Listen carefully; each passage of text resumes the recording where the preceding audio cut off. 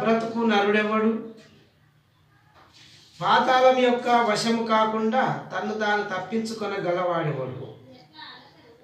కీర్తనల గ్రంథము 89వ అధ్యాయము 48వ వచనం.